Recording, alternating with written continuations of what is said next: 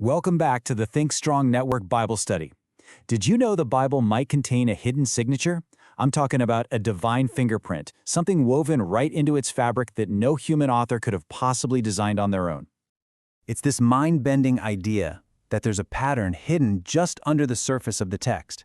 And it's a pattern so intricate, so consistent, that it completely challenges everything we think we know about how this ancient collection of books came together. You know, for so many of us, the Bible can sometimes feel like this big library, a collection of amazing stories, some rules, and of course those powerful verses we lean on. And it is all of that. But what if I told you it's so much more? That there's this hidden architecture holding the whole thing together.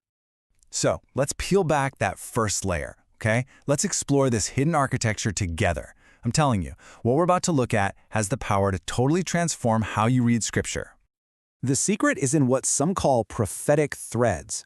Think of these as patterns, messages, and prophecies that connect and interlock across the entire Bible, even when the writers were separated by hundreds of years.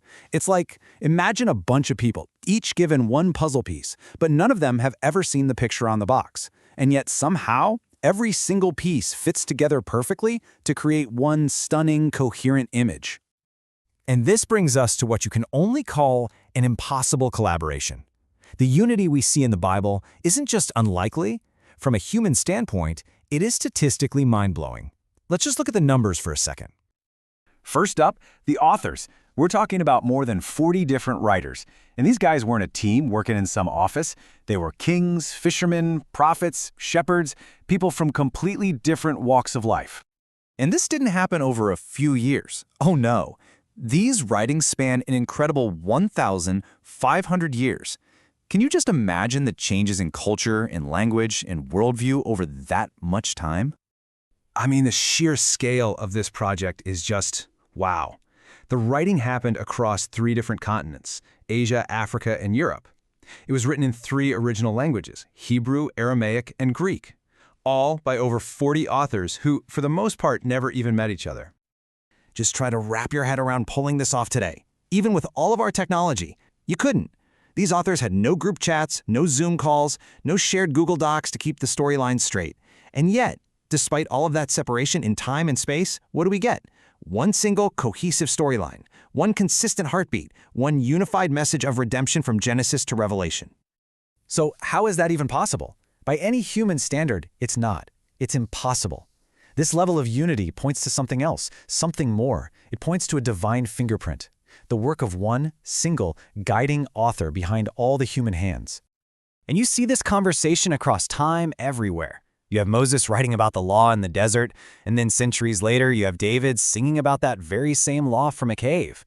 Isaiah prophesies about a suffering servant, and that's fulfilled over 700 years later.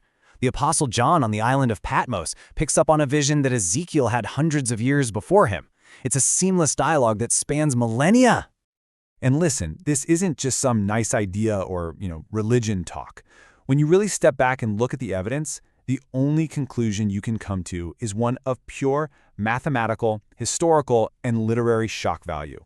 The odds of this happening by random chance are basically 0. Think about our world right now. Trends on social media are gone by sunset, right? Public opinion shifts with every new algorithm. The message is constantly changing.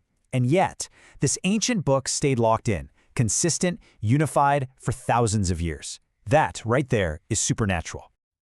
Okay, so this is incredible history, but it's not meant to just stay in a history book. This grand, divine pattern has a direct and powerful meaning for us, for you, right here, right now. So let's talk about what that really means. I want you to let this sink in for a second.